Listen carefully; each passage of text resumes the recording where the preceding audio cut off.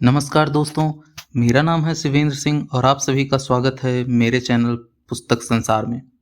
यह audio book है मुंशी प्रेमचंद्र द्वारा लिखित उपन्यास वरदान की। इससे पहले वीडियो में हमने अध्याय 1 से लेकर 20 तक को सुन लिया है। जिसने नहीं सुना मैं डिस्क्रिप्शन में लिंक डाल दूंगा, जाकर सुन लें। तो आज हम आगे शुरू करने वाले हैं अध्याय 21 से। अध्याय 21। जब से मुंशी संजीवन लाल तीर्थ यात्रा को निकले और प्रताप चंद्र प्रयाग चला गया, उस समय से सुआमा के जीवन में बड़ा अंतर हो गया था। वह ठेके के कार्य को उन्नत करने लगी। मुंशी संजीवन लाल के समय में भी व्यापार में इतनी उन्नति नहीं हुई थी। सुआमा रात रात भर बैठी ईंट पत्थरों से माथा लड़ाया करती और गारे चूने की चिंता में व्याकुल रहती। पाई पाई का हिसाब समझती और कभी कभी स्वयं कुलियों के कार्य की देखभाल करती। इन कार्यों में उसकी ऐसी प्रवृत्ति हुई कि दान और व्रत से भी वह पहले का सा प्रेम न रहा। प्रतिदिन आय वृद्धि होने पर भी सुआमा ने व्यय किसी प्रकार का न बढ़ाया। कौड़ी कौड़ी दांतों से पकड़ती, और यह सब इसलिए कि प्रताप चंद्र धनवान हो जाए और अपने जीवन पर्यंत सानद रहे। सुआमा को अपने होनहार पुत्र पर अभिमान था। उसके जीवन की गति देखकर उसे विश्वास हो गया था कि मन में जो अभिलाषा रखकर मैंने पुत्र मांगा था वह अवश्य पूर्ण होगी। वह कॉलेज के प्रिंसिपल और प्रोफेसरों से प्रताप का समाचार गुप्त रीति से लिया करती थी, और उनकी सूचनाओं का अध्ययन उसके लिए एक रोचक कहानी के तुल्य था। ऐसी दशा में प्रयाग से प्रताप चंद्र को लोप हो जाने का तार पहुंचा, मानो उसके हृदय पर वज्र का गिरना था। सुआमा एक ठंडी सांस ले मस्तक पर हाथ रखकर बैठ गई। तीसरे दिन प्रताप चंद्र की पुस्तकें, कपड़े और सामग्रियां भी आ पहुंची। यह घाव पर नमक का छिड़काव था। प्रेमवती के मरे का समाचार पाते ही प्राणनाथ पटना से और राधाचरण नैनीताल से चले। उसके जीते जी आते तो भेंट हो जाती, मरने पर आए तो उसके शव को भी देखने को सौभाग्य न हुआ। मृतक संस्कार बड़ी धूम से किया गया। 2 सप्ताह गांव में बड़ी धूमधाम रही। तत्पश्चात मुरादाबाद चले गए और प्राणनाथ ने पटना जाने की तैयारी प्रारंभ कर दी। उनकी इच्छा थी कि स्त्री को प्रयाग पहुंचाते हुए पटना जाएं, पर सेवती ने हठ किया कि जब यहाँ तक आए तो विरजन के पास भी अवश्य चलना चाहिए, नहीं तो उसे बड़ा दुख होगा। समझेगी कि मुझे असहाय जानकर इन लोगों ने भी त्याग दिया। सेवती का इस उचाट भवन में आना मानो पुष्पों में सुगंध में आना था। सप्ताह भर के लिए सुदिन का शुभागमन हो गया। विरजन बहुत प्रसन्न हुई और खूब रोई। माधवी ने मुन्नू को अंक में लेकर बहुत प्यार किया। प्रेमवती के चले जाने पर विरजन उस गृह में अकेली रह गई थी। केवल माधवी उसके पास थी। हृदय ताप और मानसिक दुख ने उसका यह गुण प्रकट किया जो अब तक गुप्त था। वह काव्य और पद्य रचना का अभ्यास करने लगी।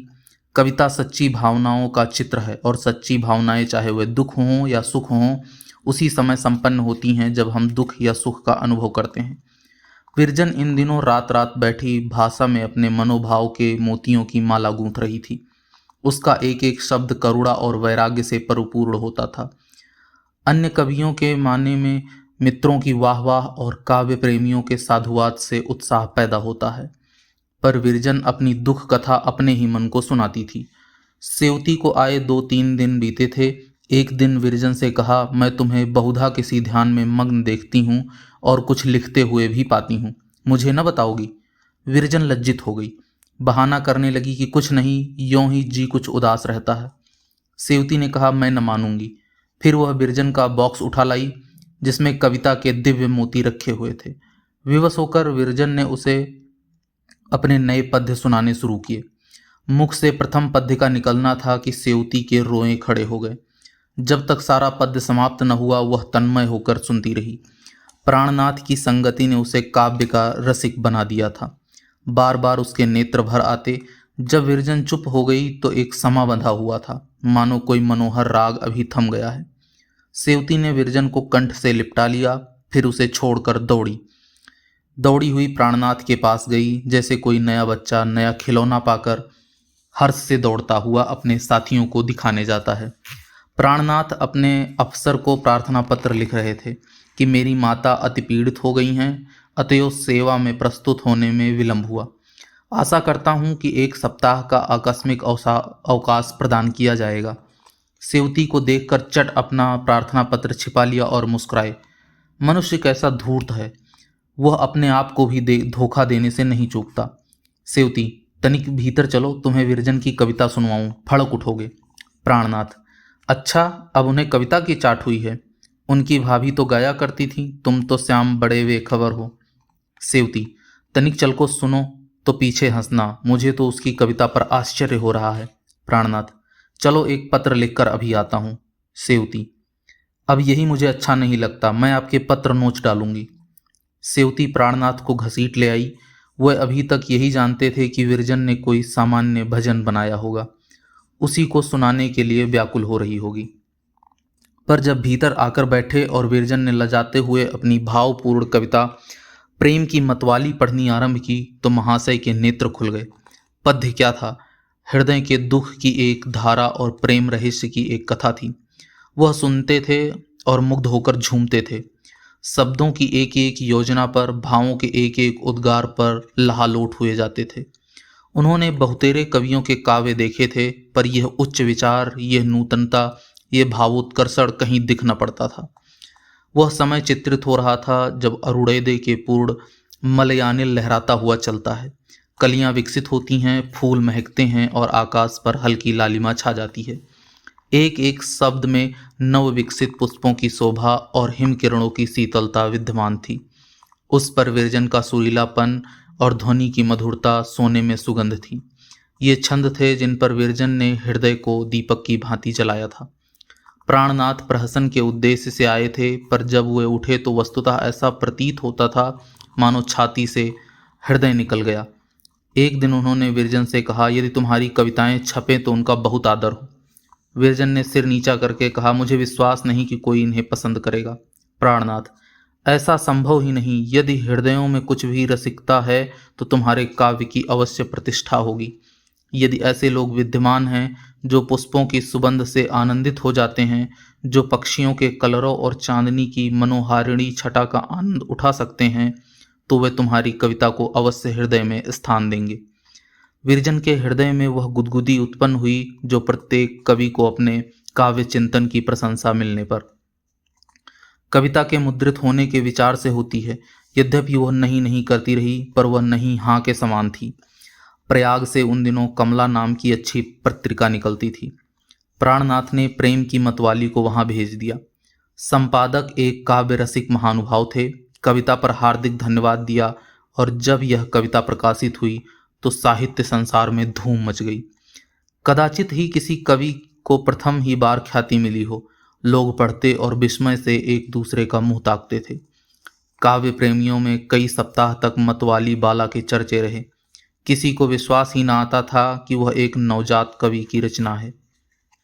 अब प्रतिमास कमला के पृष्ठ विरजन की कविता से सुशोभित होने लगे और भारत महिला को लोकमत ने कवियों के सम्मानित पद पर पहुंचा दिया। भारत महिला का नाम बच्चे बच्चे की जिह्वा पर चढ़ गया। कोई समाचार पत्र या पत्रिका ऐसी न थी जो भारत महिला की रचनाओं की इच्छुक न हो। पत्र खोलते ही पाठकों के नेत्र भारत महिला को ढूंढने लगते। हाँ, उसकी दिव्य शक्तियां अब किसी को विस्मय में न डालती थीं। उसने स्वयं कविता का आदर्श उच्च कर दिया था। 3 वर्ष तक किसी को कुछ भी पता न लगा कि भारत महिला कौन है। निदान प्राणनाथ से रहा न गया। उन्हें विरजन पर भक्ति हो गई थी। वह कई मास से उसके जीवन चरित्र लिखने की धुन में थे। सेवती के द्वारा धीरे धीरे उन्होंने उसका सब जीवन चरित्र ज्ञात कर लिया और भारत महिला के शीर्षक से एक प्रभावपूरित लेख लिखा। प्राणनाथ ने पहले लेख न लिखा था, परंतु श्रद्धा ने अभ्यास की कमी पूरी कर दी। लेख अत्यंत रोचक, समालोचनात्मक और भावपूर्ण था। इस लेख का मुदित होना था कि विरजन को चारों तरफ से प्रतिष्ठा के उपहार मिलने लगे। राधाचरण मुरादाबाद से उसकी भेंट को आए। कमला, उमा देवी, चंद्र कुंवर और सखियां जिन्होंने उन्हें विस्मरण कर दिया था, प्रतिदिन विरजन के दर्शनों को आने लगी। बड़े बड़े गणमान्य सज्जन जो ममता के अभिमान से हाकिमों के सन्मुख सिर पर झुकाते, विरजन के द्वार पर दर्शन को आते थे। चंद्रा स्वयं तो ना आ सकी, परंतु पत्र में लिखा, जो चाहता है तुम्हारे चरणों पर सिर रखकर घंटे रोऊं। अध्याय 22। कभी कभी वन के फूलों में वह सुगंधित और रंग रूप मिल जाता है जो सजी हुई वाटिकाओं को कभी प्राप्त नहीं हो सकता। माधवी थी तो एक मूर्ख और दरिद्र मनुष्य की लड़की, परंतु विधाता ने उसे नारियों के सभी उत्तम गुणों से सुशोभित कर दिया था। उसमें शिक्षा का सुधार को ग्रहण करने की विशेष योग्यता थी। माधवी और विरजन का मिलाप उस समय हुआ जब विरजन ससुराल आई। इस भोली भाली कन्या ने उसी समय से विरजन के संग असाधारण प्रीति प्रकट करनी आरंभ कर दी। ज्ञात नहीं वह उससे देवी समझती थी या क्या, परंतु कभी उसने विरजन के विरुद्ध एक शब्द भी मुख से न निकाला। विरजन भी उसे अपने संग बुलाती और अच्छी अच्छी रेशमी वस्त्र पहनाती। इससे अधिक प्रीति वह अपनी छोटी भागनी से भी नहीं कर सकती थी। चित्त का चित्त से संबंध होता है। यदि प्रताप को ब्रजरानी से हार्दिक संबंध था तो ब्रजरानी भी प्रताप के प्रेम में पड़ी हुई थी। जब कमलाचरण से उसके विवाह की बात पक्की हुई, जो वह प्रताप चंद्र से कम दुखी न हुई। हाँ, लज्जावश उसके हृदय के भाव कभी प्रकट न होते थे। विवाह हो जाने के पश्चात उसे नित्य चिंता रहती थी कि प्रताप चंद्र के पीड़ित हृदय को कैसे तसल्ली दूं। मेरा जीवन तो इस भांत आनंद में बीतता है, बेचारे प्रताप के ऊपर न जाने कैसे बीतती होगी। माधवी उन दिनों 11वें वर्ष में थी। उसके रंग रूप की सुंदरता, स्वभाव और गुण देख देख कर आश्चर्य होता था।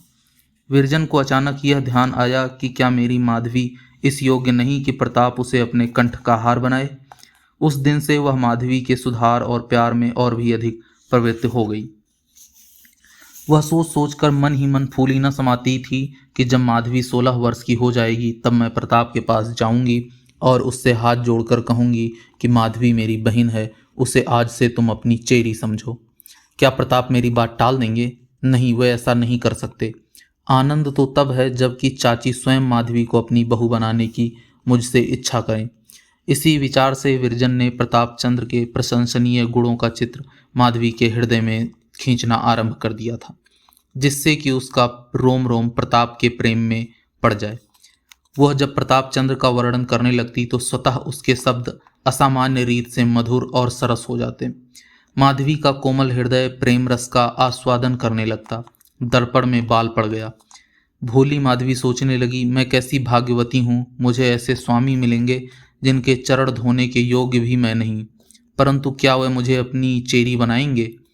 कुछ तो मैं अवश्य उनकी दासी बनूंगी, और यदि प्रेम में कुछ आकर्षण है तो मैं उन्हें अवश्य अपना बना लूंगी। परंतु उस बेचारी को क्या मालूम था कि ये आशाएं शोक बनकर नेत्रों के मार्ग से बह जाएंगे। उसको 15वां पूरा भी न हुआ था कि विरजन पर गृह विनाश की आपत्तियां आ पड़ी। उस आंधी के झोंके ने माधवी की इस कल्पित पुष्प वाटिका का सत्यानाश कर दिया। इसी बीच में प्रताप चंद्र के लोप होने का समाचार मिला। आंधी ने जो कुछ अवशिष्ट रखा था वो भी इस अग्नि में जलकर भस्म कर दिया। परंतु मानस कोई वस्तु है तो माधवी प्रताप चंद्र की स्त्री बन चुकी थी। उसने अपना तन और मन उसे समर्पित कर दिया था। प्रताप को ज्ञात नहीं, परंतु उन्हें ऐसी अमूल्य वस्तु मिली जिसके बराबर संसार में कोई वस्तु नहीं तुल सकती। माधवी ने केवल एक बार प्रताप को देखा था और केवल एक ही बार में उनके अमृत वचन सुने थे, पर इसने उस चित्र को और भी उज्जवल कर दिया था जो उसके हृदय पर पहले ही विरजन ने खींच रखा था। प्रताप को पता नहीं था, पर माधवी उसकी प्रेमाग्नि में दिन प्रतिदिन घुलती रही जाती थी। उस दिन से कोई ऐसा व्रत नहीं था जो माधवी न रखती हो, कोई ऐसा देवता नहीं था जिसकी वह पूजा न करती हो, और वह सब इसलिए कि ईश्वर प्रताप को जहाँ कहीं हो कुशल से रखे। इन प्रेम कल्पनाओं ने उस बालिका को और अधिक दृढ़, सुशील और कोमल बना दिया। शायद उसके चित्त ने यह निर्णय कर लिया था कि मेरा विवाह प्रताप चंद्र से हो चुका है। विरजन उसकी यह दशा देखती और रोती कि यह आग मेरी ही लगाई हुई है। वह नव कुसुम जिसके कंठ का हार बनेगा, यह किसकी होकर रहेगी? हाय रे, जिस चीज को मैंने इतने परिश्रम से अंकुरित किया और मधु क्षीर से सींचा, उसका फूल इस प्रकार शाखा पर ही कुम्हलाया जाता है। विरजन तो भला कविता करने में उलझी रहती, किंतु माधवी को यह संतोष भी न था। उसके प्रेमी और साथी उसके प्रियतम का ध्यान मात्र था, उस प्रियतम का जो उसके लिए सर्वथा अपरिचित था। पर प्रताप के चले जाने के कई मास पीछे एक दिन माधवी ने स्वप्न देखा कि वह सन्यासी हो गए हैं। आज माधवी का अपार प्रेम प्रकट हुआ है। आकाशवाणी सी हो गई कि प्रताप ने अवश्य संन्यास ले लिया। आज से वह भी तपस्विनी बन गई। उसने सुख और विलास की लालसा हृदय से निकाल दी। जब कभी बैठे बैठे माधवी का जी बहुत आकुल होता तो वह प्रताप चंद्र के घर चली जाती। वहां उसके चित्त की थोड़ी देर के लिए शांति मिल जाती थी। परंतु जब अंत में विरजन के पवित्र और आदर्शों जीवन ने यह गांठ खोल दी थी, वह गंगा यमुना की भांति परस्पर गले मिल गई, तो माधवी का आवागमन भी बढ़ गया। सुआमा के पास दिन दिन भर बैठी रह जाती। इस भवन की एक एक अंगुल पृथ्वी प्रताप का स्मारक थी। इसी आंगन में प्रताप ने काठ के घोड़े दौड़ाए और इसी कुंड में कागज की नावें चलाईं। नौकाएं तो स्यात काल के भंवर में पड़कर डूब गईं, परंतु घोड़ा अब भी विद्यमान था। माधवी ने उसकी जर्जरित अस्थियों में प्राण डाल दिया और उसे वाटिका में कुंड के किनारे एक पाटल वृक्ष की छायों में बांध दिया। यही भवन प्रताप चंद्र का शयनगार था। माधवी अब उसे अपने देवता का मंदिर समझती है। इस पलंग ने प्रताप को बहुत दिनों तक अपने अंक में थपक थपक कर सुलाया था। माधवी अब उसे पुष्पों से सुसज्जित करती है। माधवी ने इस कमरे को ऐसा सुसज्जित कर दिया जैसे वह कभी न था। चित्रों के मुख पर से धूल का यवनिक उठ लग गई। लैंप का भाग्य पुनः चमक उठा। माधवी की इस अनंत प्रेम भक्ति से सुआमा का दुख भी दूर हो गया। चिरकाल से उसके मुख पर प्रताप चंद्र का नाम अभी न आया था। विरजन से मेल मिलाप हो गया था, परंतु दोनों स्त्रियों में कभी प्रताप चंद्र की चर्चा भी न होती थी। विरजन लज्जा की संकुचित थी और सुआमा क्रोध से, किंतु माधवी के प्रेमानल से पत्थर भी पिघल गया। अब वह प्रेम विह्वल होकर प्रताप के बालपन की बातें पूछने लगती तो सुआमा से न रहा जाता। उसकी आंखों से जल भर आता था। तब दोनों रोती और दिन दिन भर प्रताप की बातें समाप्त न होती। क्या अब माधवी के चित्त की दशा सुआमा से छिप सकती थी? वह बहुधा सोचती कि क्या तपस्विनी इसी प्रकार प्रेमाग्नि में जलती रहेगी, और वह भी बिना किसी आशा के। एक दिन विरजरानी ने कमला का पैकेट खोला तो पहले ही पृष्ठ पर एक परम प्रतिभापूर्ण चित्र विविध रंगों में दिखाई पड़ा। यह किसी महात्मा का चित्र था। उसे ध्यान आया कि मैंने इन महात्मा को कहीं अवश्य देखा है। सोचते सोचते अकस्मात उसका ध्यान प्रताप चंद तक जा पहुंचा।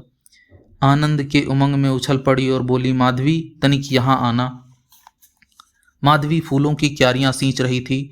उसके चित्त विनोद का आजकल वही कार्य था। वह साड़ी पानी में लथपथ, सिर के बाल बिखरे, माथे पर पसीना के बिंदु और नेत्रों में प्रेम का रस भरे हुए आकर खड़ी हो गई। विरजन ने कहा, आ तुझे एक चित्र दिखाऊं। माधवी ने कहा, किसका चित्र है, देखूं। माधवी ने चित्र को ध्यानपूर्वक देखा। उसकी आंखों में आंसू आ गए। विरजन, पहचान गई? माधवी, क्यों, यह स्वरूप तो कई बार स्वप्न में देख चुकी हूं। बदन से क्रांति बरस रही है। विरजन, देखो वृतांत भी लिखा है। माधवी ने दूसरा पन्ना उल्टा तो स्वामी जी बालाजी शीर्षक लेख मिला। थोड़ी देर तक दोनों तन्मय होकर यह लेख पढ़ती रहीं, तब बातचीत होने लगी। विरजन, मैं तो पहले ही जान गई थी कि उन्होंने अवश्य संन्यास ले लिया होगा। माधवी पृथ्वी की ओर देख रही थी, मुख से कुछ न बोली। विरजन, तब में और अब में कितना अंतर है। मुखमंडल से कांति झलक रही है, तब ऐसे सुंदर न थे। माधवी, विरजन, ईश्वर उनकी सहायता करे, बड़ी तपस्या की है। कैसा संयोग है, हम और वे संग संग खेले, संग संग रहे। आज वे सन्यासी हैं और मैं वियोगिनी। न जाने उन्हें इन लोगों की क्या सुध भी है या नहीं। जिसने सन्यास ले लिया उसे किसी से क्या। जब चाची के पास पत्र न लिखा तो भला अब हमारी सुधि क्या होगी। माधवी, बालकपन में वे कभी कभी योगी योगी खेलते तो मैं मिठाइयों की भिक्षा दिया करती थी। माधवी ने रोते हुए न जाने कब दर्शन होंगे कहकर लज्जा से सिर झुका लिया। विरजन, शीघ्र ही आएंगे। प्राणनाथ ने यह लेख बहुत सुंदर लिखा है। माधवी, एक एक शब्द से भक्ति टपकती है। विरजन, व्यकृतता की कैसी प्रशंसा की है। उनकी वाणी में तो पहले ही जादू था, अब क्या पूछना। प्राणनाथ के चित्त पर जिसकी वाणी का ऐसा प्रभाव हुआ, वह समस्त पृथ्वी पर अपना जादू फैला सकता है। माधवी, चलो चाची के यहाँ चलें। विरजन, हाँ, उनको तो पहले ध्यान ही नहीं रहा। क्या कहती हैं, प्रसन्न तो क्या होंगी। माधवी, उनको तो अभिलाषा ही यह थी, प्रसन्न क्यों न होंगी। विरजन, चल, माता ऐसा समाचार सुनकर कभी प्रसन्न नहीं हो सकती। दोनों स्त्रियां घर से बाहर निकली। विरजन का मुख कमल मुरझाया हुआ था, पर माधवी का अंग अंग हर्ष से खिलसिला जाता था। कोई उससे पूछे तेरे चरण अब पृथ्वी पर क्यों नहीं पड़ते, तेरे पीले बदन पर क्यों प्रसन्नता की लाली झलक रही है, तुझे कौन सी संपत्ति मिल गई, तू अब शोकान्वित और उदास क्यों न दिखाई पड़ती, तुझे अपने प्रियतम से मिलने की अब कोई आशा नहीं, तुझ पर प्रेम की दृष्टि कभी नहीं पहुंची, फिर तू क्यों फूले नहीं समाती। इसका उत्तर माधवी देगी, कुछ नहीं। वह फिर सिर झुका लेगी, उसकी आंखें नीचे झुक जाएंगी और डलियां फूलों से भार के से झुक जाएंगी। कदाचित उनसे कुछ अश्रुबिंदु भी टपक पड़े, किंतु उसकी जिह्वा से एक भी शब्द न निकला। माधवी प्रेम के मद से मतवाली है, उसका हृदय प्रेम से उन्मत्त है, उसका प्रेम हाट का सौदा नहीं है, उसका प्रेम किसी वस्तु का भूखा नहीं है, वह प्रेम के बदले प्रेम नहीं चाहती। उसे अभिमान है कि ऐसे पवित्र पुरुष की मूर्ति मेरे हृदय में प्रकाशमान है। यह अभिमान उसकी उन्मत्ता का कारण है, उसके प्रेम का पुरस्कार है। दूसरे मास में वृजरानी ने बालाजी के स्वागत में एक प्रभावशाली कविता लिखी। यह एक विलक्षण रचना थी। जब वह मुद्रित हुई तो विद्या जगत विरजन की काव्य प्रतिभा से परिचित होते हुए भी चमत्कृत हो गया। वह कल्पना रूपी पक्षी जो काव्य गगन में वायुमंडल से भी आगे निकल जाता था, अब की तारा बनकर चमका। एक एक शब्द आकाशवाणी की ज्योति से प्रकाशित था। जिन लोगों ने यह कविता पढ़ी वह बालाजी के भक्त हो गए।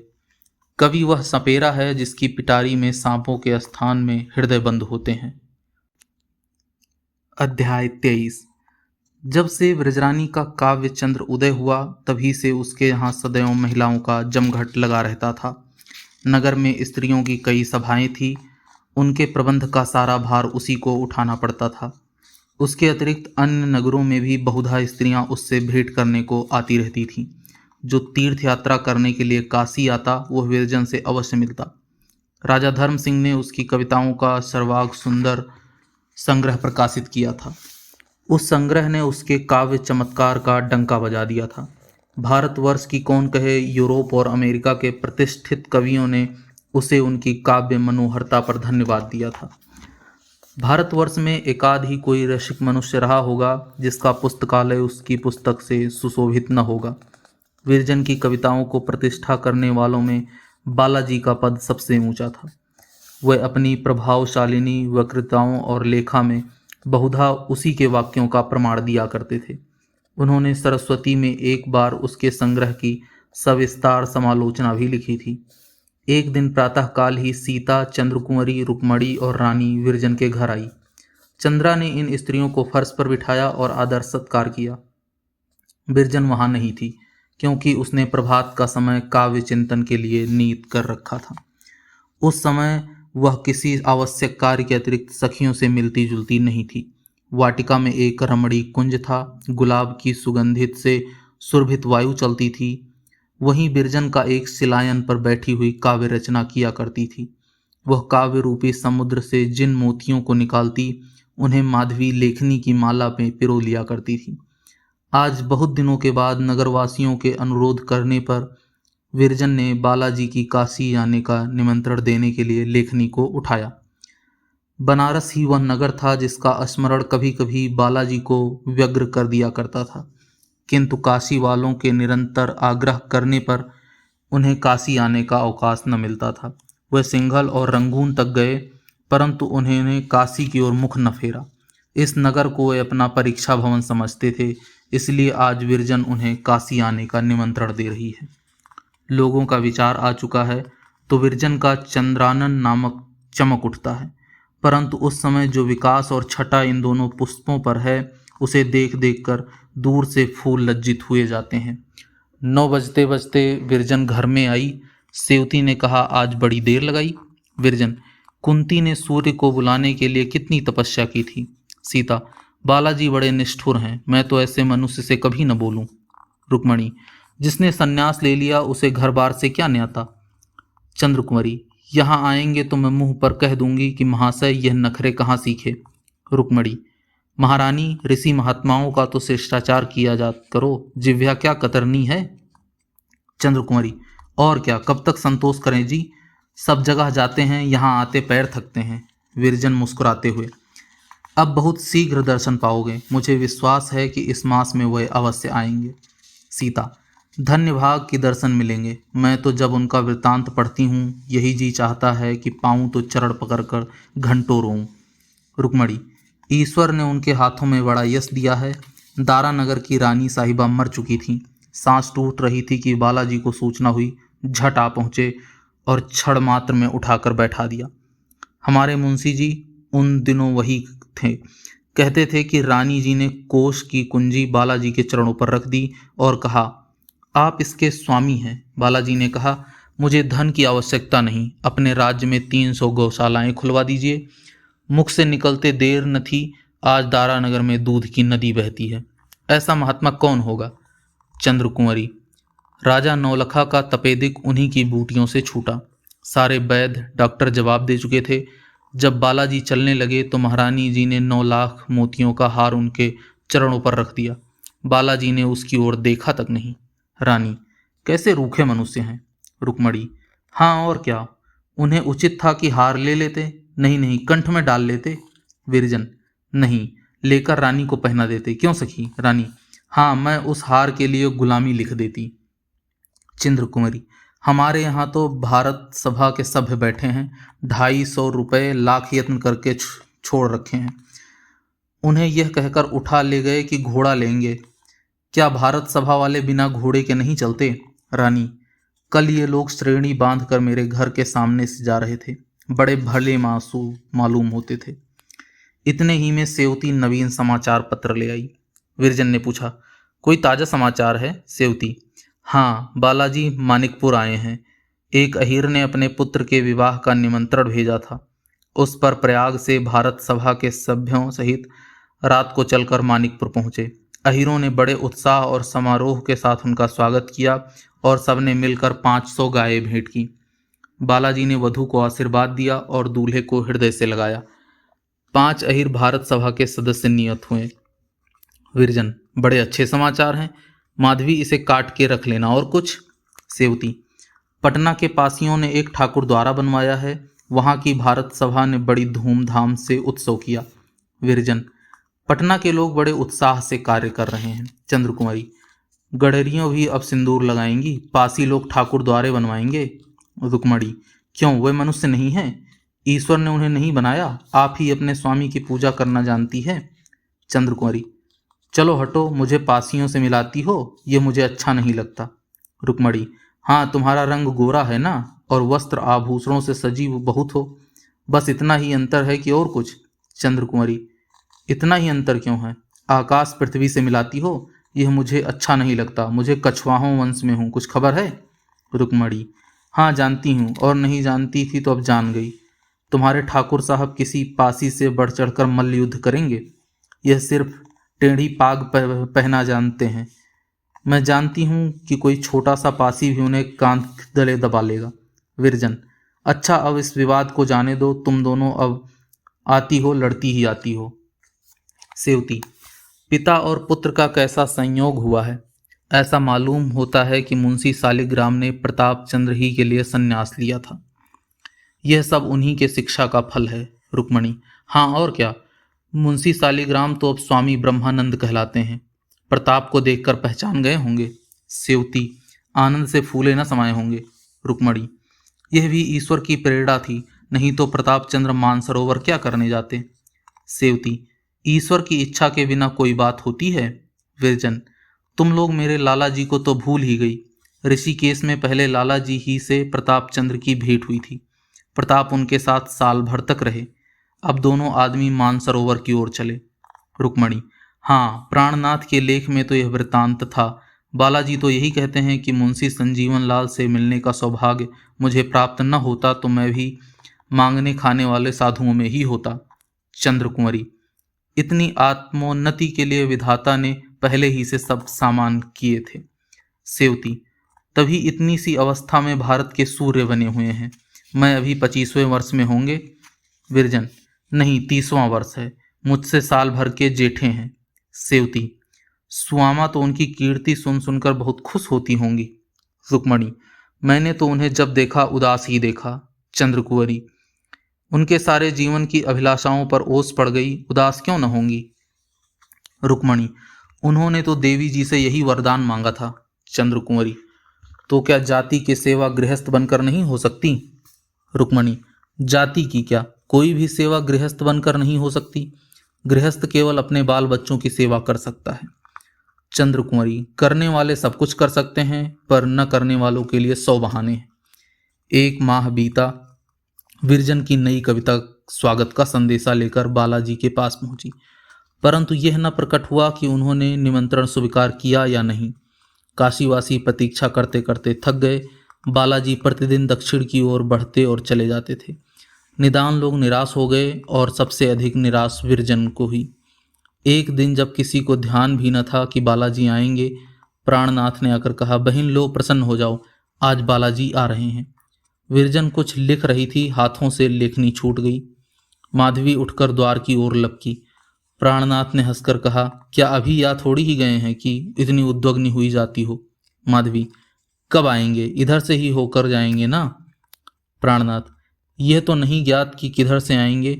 उन्हें आडंबर और धूमधाम से बड़ी घृणा है, इसलिए पहले से आने की तिथि नहीं नियत की। राजा साहब के पास आज प्रातःकाल एक मनुष्य ने आकर सूचना दी कि बालाजी आ रहे हैं और कहा कि मेरी अगवानी के लिए धूमधाम न हो, किंतु यहाँ के लोग कब मानते हैं। अगवानी होगी, समारोह के साथ सवारी निकलेगी और ऐसी कि इस नगर के इतिहास में स्मरणीय हो। चारों ओर आदमी छूटे हुए हैं। ज्यों ही उन्हें आते देखेंगे, लोग प्रत्येक मोहल्ले में टेलीफोन द्वारा सूचना दे देंगे। कॉलेज और स्कूलों के विद्यार्थी वर्दियां पहने और झंडियां लिए इंतजार में खड़े हैं। घर घर पुष्प वर्षा की तैयारियां हो रही हैं। बाजार में दुकानें सजाई जा रही हैं। नगर में एक धूम सी मची हुई है। माधवी, इधर से जाएंगे तो हम रोक लेंगे। प्राणनाथ, हमने कोई तैयारी तो नहीं की, रोक क्या लेंगे? और यह भी तो नहीं ज्ञात कि वो किधर से जाएंगे।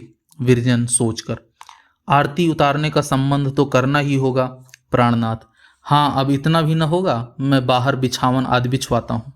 प्राणनाथ बाहर की तैयारियों में लगे। माधवी फूल चुनने लगी। विरजन ने चांदी का थाल भी धोकर स्वच्छ किया। सेवती और चंद्रा भीतर सारी वस्तुएं क्रमानुसार सजाने लगी। माधवी हर्ष के मारे फूली न समाती थी। बारंबार चौंक चौंक कर द्वार की ओर देखती कि कहीं आ तो नहीं गए। बारंबार कान लगाकर सुनती कि कहीं बाजे की ध्वनि तो नहीं आ रही। हृदय हर्ष के मारे धड़क रहा था। फूल चुनती थी किंतु ध्यान दूसरी ओर था। हाथों में कितने ही कांटे चुभा लिए। फूलों के साथ कई शाखाएं मरोड़ डाली। कई बार शाखाओं में उलझकर गिरी। कई बार साड़ी कांटों में फंसा दी। इस समय उसकी दशा बिल्कुल बच्चों की सी थी। किंतु विरजन का बदन बहुत सी मलिन था, जैसे जलपूर्ण पात्र तनिक हिलने से भी छलक जाता है। उसी प्रकार ज्यों ज्यों प्राचीन घटनाएं स्मरण आती थी, त्यों त्यों उसके नेत्रों में अश्रु छलक पड़ते थे। आह, कभी वे दिन थे और हम वह भाई बहन थे, साथ खेलते साथ रहते थे। आज 14 वर्ष बीत गए, उनका मुख देखने का भी सौभाग्य न हुआ। तब मैं तनिक भी रोती, वह मेरे आंसू पोंछते और मेरा जी बहलाते। अब उन्हें क्या सुधी कि ये आंखें कितनी रोई हैं और इस हृदय में कैसे कैसे कष्ट उठाए हैं। क्या खबर थी कि हमारे भाग्य ऐसे दृश्य दिखाएंगे। एक वियोगिनी हो जाएगी और दूसरा सन्यासी। अकस्मात माधवी को ध्यान आया कि सुआमा को कदाचित बालाजी के आने की सूचना न हुई हो। वह विरजन के पास आकर बोली, मैं तनिक चाची के यहाँ जाती हूँ, न जाने किसी ने उनसे कहा या नहीं। प्राणनाथ बाहर से आ रहे हैं, यह सुनकर वहाँ सबसे पहले सूचना दी गई। भली भांति तैयारियां हो रही हैं। बालाजी भी सीधे घर ही की ओर पधारेंगे, इधर से अब ना आएंगे। विरजन, तो हम लोगों का चलना चाहिए, कहीं देर ना हो जाए। माधवी, आरती का थाल लाऊं? विरजन, कौन ले चलेगा? मेहरी को बुला लो। अरे, मेरे हाथों में खून कहाँ से आया? माधवी, फूल चुनती थी, कांटे लग गए होंगे। चंद्रा, अभी नई साड़ी आई है, आज ही फाड़ के रख दी। माधवी, तुम्हारी बला से। माधवी ने यह तो दिया किंतु आंखें अश्रुपूर्ण हो गईं। चंद्रा साधारणतः बहुत भली स्त्री थी, परंतु जब से बाबू राधाचरण ने जाति सेवा के लिए नौकरी से इस्तीफा दे दिया था, वह बालाजी के नाम से चिढ़ती थी। विरजन से तो कुछ न कहती थी, परंतु माधवी को छेड़ती रहती थी। विरजन ने चंद्रा की ओर घूर कर माधवी से कहा, जाओ संदूक से दूसरी साड़ी निकाल लो, इसे रखाओ। राम राम, सारे हाथ छलनी कर डाले। माधवी, देर हो जाएगी, मैं इसी भांति चलूंगी। विरजन, नहीं, अभी घंटा भर से अधिक अवकाश है। यह कहकर विरजन ने प्यार से माधवी के हाथ धोए, उसके बाल गूंथे, एक सुंदर साड़ी पहनाई, चादर ओढ़ाई और उसे हृदय से लगाकर सजल नेत्रों से देखते हुए कहा, बहन धीरज रखो। माधवी मुस्कुराकर बोली, तुम मेरे ही संग रहना, मुझे संभालती रहना, मुझे अपने हृदय पर भरोसा नहीं है। विरजन ताड़ गई कि आज प्रेम ने उन्मत्तता का पद ग्रहण किया है और कदाचित यही उसकी पराकाष्ठा है। यह बावली बालू की भीत उठा रही है। माधवी थोड़ी देर के बाद विरजन, सेवती, चंद्रा आदि कई स्त्रियों के संग सुआमा के घर चली। वह वहां की तैयारियां देखकर चकित हो गईं। द्वार पर एक बहुत बड़ा चंदोवा बिछावन शीशे और भांति भांति की सामग्रियों से सुसज्जित खड़ा था। बधाई बज रही थी, बड़े बड़े टोकरों में मिठाइयाँ और मेवे रखे हुए थे। नगर के प्रतिष्ठित सभ्य उत्तमोत्तम वस्त्र पहने हुए स्वागत करने को खड़े थे। एक भी फिटनया गाड़ी नहीं दिखाई देती थी, क्योंकि बालाजी सर्वदा पैदल चला करते थे। बहुत से लोग गले में झोलियां डाले हुए दिखाई देते थे, जिनमें बालाजी का समर्पण करने के लिए रुपए पैसे भरे हुए थे। राजा धर्म सिंह के पांचों लड़के रंगीन वस्त्र पहने, केसरिया पगड़ी बांधे, रेशमी झंडियां कमरे में खोसे बिगुल बजा रहे थे। जो ही लोगों की दृष्टि विरजन पर पड़ी, सहस्त्रों मस्तक शिष्टाचार के लिए झुक गए। जब ये देवियां भीतर गई तो वहां भी आंगन और दालान नवागत बधू की भांति सुसज्जित दिखे। सैकड़ों स्त्रियां मंगल गाने के लिए बैठी थीं। पुष्पों की रस्सियां ठौर ठौर पड़ी थीं। सुआमा एक श्वेत साड़ी पहने संतोष और शांति की मूर्ति बनी हुई द्वार पर खड़ी थी। विरजन और माधवी को देखते ही सजल नयन हो गई। विरजन बोली, चाची, आज इस घर के भाग्य जग गए। सुआमा ने रोकर कहा, तुम्हारे कारण मुझे आज यह दिन देखने का सौभाग्य हुआ। ईश्वर तुम्हें इसका फल दें। दुखिया माता के अंतःकरण से यह आशीर्वाद निकला। एक माता के शाप ने राजा दशरथ को पुत्र शोक में मृत्यु का स्वाद चखाया था। क्या सुदामा का यह आशीर्वाद प्रभावहीन होगा? दोनों अभी इसी प्रकार बातें कर रही थी कि घंटे और शंख की ध्वनि आने लगी। धूम मची कि बालाजी आ पहुंचे। स्त्रियों ने मंगल गान आरंभ किया। माधवी ने आरती का थाल ले लिया और मार्ग की ओर टकटकी बांधकर देखने लगी।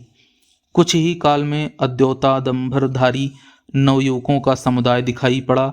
भारत सभा के 100 सभ्य घोड़ों पर सवार चले आते थे।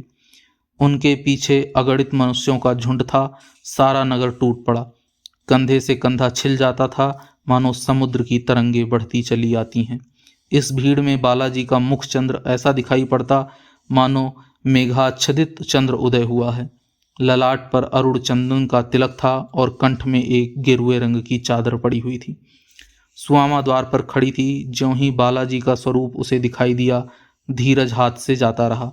द्वार से बाहर निकल आई और सिर झुकाए नेत्रों से मुक्तहार गूंथती बालाजी की ओर चली। आज उसने अपना खोया हुआ लाल पाया है। वह उसे हृदय से लगाने के लिए उद्विग्न है। सुआमा को इस प्रकार आते देखकर सब लोग रुक गए। विदित होता था कि आकाश से कोई देवी उतर आई है। चतुर्दिक सन्नाटा छा गया।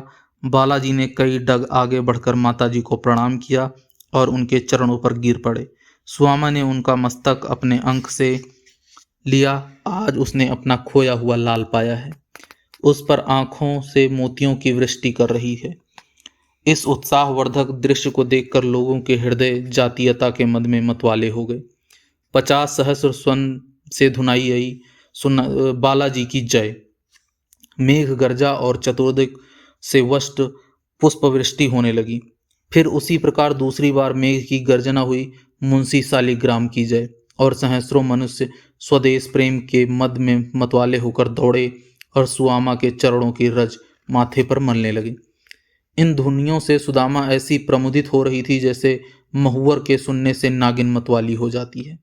आज उसने अपना खोया हुआ लाल पाया है। अमूल्य रत्न पाने से वह रानी हो गई है। इस रत्न के कारण आज उसके चरणों की रज लोगों के नेत्रों का अंजन और माथे का चंदन बन रही है। अपूर्व दृश्य था। बारंबार जय जयकार की ध्वनि उठती थी और स्वर्ग के निवासियों को भीतर की जागृति का शुभ संवाद सुनाई थी। माता अपने पुत्र को कलेजे से लगाए हुए है। बहुत दिन के अनंतर उसने अपना खोया हुआ लाल पाया है। वह लाल जिसकी जन्म भर की कमाई थी। फूल चारों ओर से निछावर हो रहे हैं, स्वर्ण और रत्नों की वर्षा हो रही है। माता और पुत्र कमर तक पुष्पों के समुद्र में डूबे हुए हैं। ऐसा प्रभावशाली दृश्य किसके नेत्रों ने देखा होगा। सुआमा बालाजी का हाथ पकड़े हुए घर की ओर चली। द्वार पर पहुंचते ही स्त्रियां मंगल गीत गाने लगी और माधवी स्वर्ण रचित थाल, दीप और पुष्पों से आरती करने लगी। विरजन ने फूलों की माला, जिसे माधवी ने अपने रक्त से रंजित किया था, उनके गले में डाल दी। बालाजी ने सजल नेत्रों से विरजन की ओर देखकर प्रणाम किया। माधवी को बालाजी के दर्शन की कितनी अभिलाषा थी, किंतु इस समय उसके नेत्र पृथ्वी की ओर झुके हुए हैं। वह बालाजी की ओर नहीं देख सकती। उसे भय है कि मेरे नेत्र हृदय के भेद को खोल देंगे। उनमें प्रेम रस भरा हुआ है। अब तक उसकी सबसे बड़ी अभिलाषा यह थी कि बालाजी का दर्शन पाऊं। आज प्रथम बार माधवी के हृदय में नई अभिलाषाएं उत्पन्न हुई। आज अभिलाषाओं ने सिर उठाया है, मगर पूर्ण होने के लिए नहीं। आज अभिलाषा वाटिका में एक नवीन कली लगी है, मगर खिलने के लिए नहीं, वरन मुरझाने, मिट्टी में मिल जाने के लिए। माधवी को कौन समझाए कि तू इन अभिलाषाओं को हृदय में उत्पन्न होने दे। ये अभिलाषाएं तुझे बहुत रुलाएंगी। तेरा प्रेम काल्पनिक है, तू उसके स्वाद से परिचित है। क्या अब वास्तविक प्रेम का स्वाद लेना चाहती है। अध्याय 24। मनुष्य का हृदय अभिलाषाओं का क्रीड़ा स्थल और कामनाओं का आवास है। कोई समय वह था जबकि माधवी माता के अंक में खेलती थी। उस समय हृदय अभिलाषा और चेष्टाहीन था, किंतु जब मिट्टी के घरौंदे बनाने लगी, उस समय मन में यह इच्छा उत्पन्न हुई कि मैं भी अपनी गुड़िया की विवाह करूंगी। सब लड़कियां अपनी गुड़िया ब्याह रही हैं, क्या मेरी गुड़िया कुंवारी रहेगी। मैं अपनी गुड़िया के लिए गहने बनवाऊंगी, उसे वस्त्र पहनाऊंगी, उसका विवाह रचाऊंगी। इस इच्छा ने उसे कई मास तक रुलाया, पर गुड़िया के भाग्य में विवाह न बधा था। एक दिन मेघ घिर आए और मूसलाधार पानी बरसा। घरौंदा वृष्टि में बह गया। गुड़ियों के विवाह की अभिलाषा अपूर्ण हो रह गई। कुछ काल और बीता। वह माता के संग विरजन के यहाँ आने जाने लगी। उसकी मीठी मीठी बातें सुनती और प्रसन्न होती। उसके थाल में खाती और उसकी गोद में सोती। उस समय भी उसके हृदय में यह इच्छा थी कि मेरा भवन परम सुंदर होता, उसमें चांदी के किवाड़ लगे होते, भूमि ऐसे स्वच्छ होती कि मक्खी बैठे और फिसल जाए। मैं विरजन को अपने घर ले जाती, वहाँ अच्छे अच्छे पकवान बनाती और खिलाती, उत्तम पलंग पर सुलाती और भली भांति उसकी सेवा करती। यह इच्छा वर्षों तक हृदय में चुटकियां लेती रही, किंतु उसी घरौंदे की भांति यह घर भी ढह गया और आशाएं निराशा में परिवर्तित हो गई। कुछ काल और बीता। जीवन काल का उदय हुआ। विरजन ने उसके चित्त पर प्रताप चंद्र का चित्त खींचना आरंभ किया। उन दिनों इस चर्चा के अतिरिक्त उसे कोई बात अच्छी न लगती थी। निदान उसके हृदय में प्रताप चंद्र की चेरी बनने की इच्छा उत्पन्न हुई। पड़े पड़े हृदय से बातें किया करती, रात्रि में जागरण करके मन का मोदक खाती। इन विचारों से चित्त पर एक उन्माद सा छा गया, किंतु प्रताप चंद्र इसी बीच में गुप्त हो गए और उसी मिट्टी के घरौंदे की भांति ये हवाई किले ढह गए। आशा के स्थान पर हृदय में शोक रह गया। अब निराशा ने उसका हृदय आशा की शेष न रहा। वह देवताओं की उपासना करने लगी, व्रत रखने लगी कि प्रताप चंद्र पर समय की कुदृष्टि न पड़ने पाए। इस प्रकार अपने जीवन के कई वर्षों उसने तपस्विनी बनकर व्यतीत किए। कल्पित प्रेम के उल्लास में चूर होती, किंतु आज तपस्विनी का व्रत टूट गया। मन में नूतन अभिलाषाओं ने सिर उठाया। 10 वर्ष की तपस्या एक क्षण में भंग हो गई। क्या यह इच्छा भी उसी मिट्टी के घरौंदे की भांति पद दलित हो जाएगी। आज जब से माधवी ने बालाजी की आरती उतारी है, उसके आंसू नहीं रुके। सारा दिन बीत गया। एक एक करके तार निकलने लगे। सूर्य थक कर छिप गया और पक्षीगण घोंसले में विश्राम करने लगे, किंतु माधवी के नेत्र नहीं थके। वह सोचती है कि हाय, क्या मैं इसी प्रकार रोने के लिए बनाई गई हूँ। मैं कभी हंसी भी थी, जिसके कारण इतना रोती हूँ। हाय, रोते रोते आधी आयु बीत गई। क्या शेष भी इसी प्रकार बीतेगी। क्या मेरे जीवन में एक दिन भी ऐसा ना आएगा जिसे स्मरण करके संतोष हो कि मैंने भी कभी सुदिन देखे थे। आज के पहले माधवी कभी ऐसे नैराश्य से पीड़ित और छिन्न हृदया नहीं हुई थी। वह अपने कल्पित प्रेम में निमग्न थी। आज उसके हृदय में नवीन अभिलाषाएं उत्पन्न हुई। अश्रु उन्हीं के प्रेरित हैं। जो हृदय 16 वर्ष तक आशाओं का आवास रहा हो, वही इस समय माधवी की भावनाओं का अनुमान कर सकता है। सुआमा के हृदय में नवीन इच्छाओं ने सिर उठाया। जब तक बालाजी को न देखा था, तब तक उसकी सबसे बड़ी अभिलाषा यह थी कि वह उन्हें आंख भरकर देखती और हृदय शीतल कर लेती। आज जब आंखें भर देख लिया तो कुछ और देखने को अच्छा उत्पन्न हुई। शोक वह इतना उत्पन्न हुई, माधवी के घरौंदे की भांति मिट्टी में मिल जाने के लिए। आज सुआमा, विरजन और बालाजी में सायंकाल तक बातें होती रहीं। बालाजी ने अपने अनुभवों का वर्णन किया, सुआमा ने अपनी राम कहानी सुनाई और विरजन से कहा, किंतु सुना बहुत। मुंशी संजीवन लाल के सन्यास का समाचार पाकर दोनों रोईं। जब दीपक जलने का समय आ पहुंचा तो बालाजी गंगा की ओर संध्या करने चले और सुआमा भोजन बनाने बैठी। आज बहुत दिनों के पश्चात सुआमा मन लगाकर भोजन बना रही थी। दोनों बातें करने लगी। सुआमा, बेटी, मेरी ये हार्दिक अभिलाषा थी कि मेरा लड़का संसार में प्रतिष्ठित हो और ईश्वर ने मेरी लालसा पूरी कर दी। प्रताप ने पिता और कुल का नाम उज्जवल कर दिया। आज जब प्रातःकाल मेरे स्वामी जी की जय सुनाई जा रही थी तो मेरा हृदय उमड़ उमड़ आया था। मैं केवल इतना चाहती हूँ कि वह यह वैराग्य त्याग दें। देश का उपकार करने से मैं उन्हें नहीं रोकती।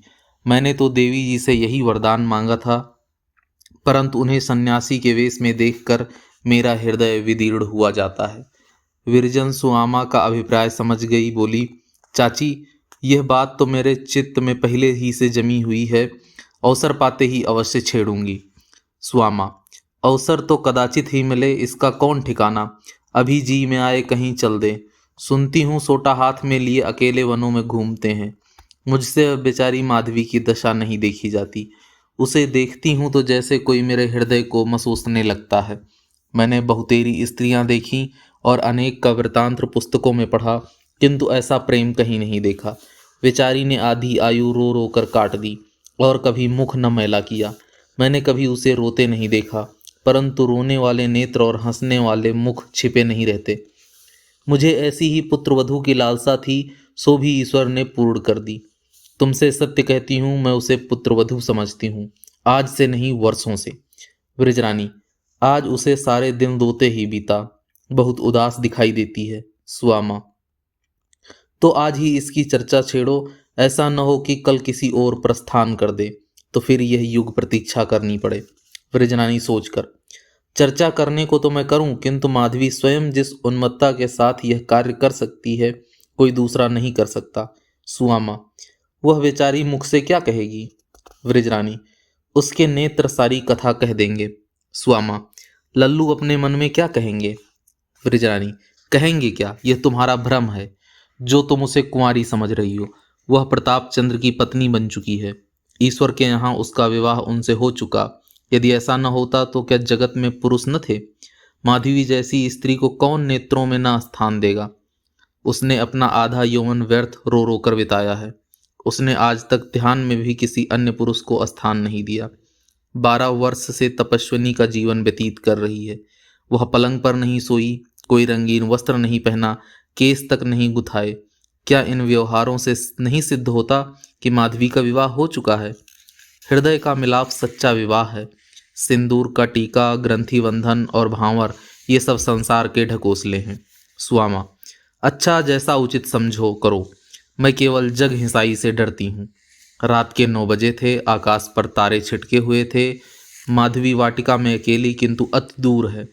क्या कोई वहां तक पहुंच सकता है। क्या मेरी आशाएं भी उन्हीं नक्षत्रों की भांति हैं। इतने में विरजन ने उसका हाथ पकड़कर हिलाया। माधवी चौंक पड़ी। विरजन, अंधेरे में बैठी क्या कर रही है। माधवी, कुछ नहीं, मैं तो तारों को देख रही हूँ, वे कैसे सुहावने लगते हैं किंतु मिल नहीं सकते। विरजन के कलेजे में बरछी सी लग गई। धीरज रख धर कर बोली, यह तारे गिनने का समय नहीं है। जिस अतिथि के लिए आज भोर से ही फूली नहीं समाती थी, क्या इसी प्रकार उसकी अतिथि सेवा करेगी। माधवी, मैं ऐसी अतिथि की सेवा के योग्य कब हूँ। विरजन, अच्छा, यहाँ से उठो तो मैं अतिथि सेवा की रीति बताऊं। दोनों भीतर आई। सुआमा भोजन बना चुकी थी। बालाजी को माता के हाथ की रसोई बहुत दिनों में प्राप्त हुई। उन्होंने बड़े प्रेम से भोजन किया। सुआमा खिलाती जाती थी और रोती जाती थी। बालाजी खा पी कर लेटे तो विरजन ने माधवी से कहा, अब यहाँ कोने में मुख बांध कर क्या बैठी हो? माधवी, कुछ दो तो खा के सो रहूं, अब यही जी चाहता है। विरजन, माधवी ऐसी निराश न हो, क्या इतने दिनों का व्रत एक दिन में भंग कर देगी? माधवी उठी, परंतु उसका मन बैठा जाता था, जैसे मेघों की काली काली घटाएं छटती हैं, और ऐसा प्रतीत होता है कि अब जल थक एक हो जाएगा। परंतु अचानक पछुआ वायु चलने के कारण सारी घटा काई की भांति फट जाती है। उसी प्रकार इस समय माधवी की गति हो रही है। वह शुभ दिख देखने की लालसा उसके मन में बहुत दिनों से थी। कभी वह दिन में भी आएगा जबकि मैं उसके दर्शन पाऊंगी और उनकी अमृतवाणी से श्रवण तृप्त करूंगी। इस दिन के ध्यान से ही उसका हृदय कैसा खिला उठता था। आज भोर ही से माधवी बहुत प्रसन्न थी। उसने बड़े उत्साह से फूलों का हार गूंथा था। सैकड़ों कांटे हाथ में चुभा लिए उन्मत्त की भांति गिर गिर पड़ती थी। यह सब हर्ष और उमंग इसलिए तो था कि आज वह शुभ दिन आ गया। आज वह दिन आ गया जिसकी ओर चिरकाल से आंखें लगी हुई थी। वह समय भी अवस्मरण नहीं जब यह अभिलाषा मन में नहीं, जब वह अभिलाषा मन में न रही हो। परंतु इस समय माधवी के हृदय की वह गाते नहीं है। आनंद की भी सीमा होती है। कदाचित वह माधवी के आनंद की सीमा थी जब वो वाटिका में झूम झूम कर फूलों से आंचर भर रही थी। जिसने कभी सुख का स्वाद भी न चखा हो, उसके लिए इतना ही आनंद बहुत है। वह बेचारी इसके अधिक आनंद का भार नहीं संभाल सकती। जिन अधरों पर कभी हंसी आती ही नहीं, उनकी मुस्कान ही हंसी थी।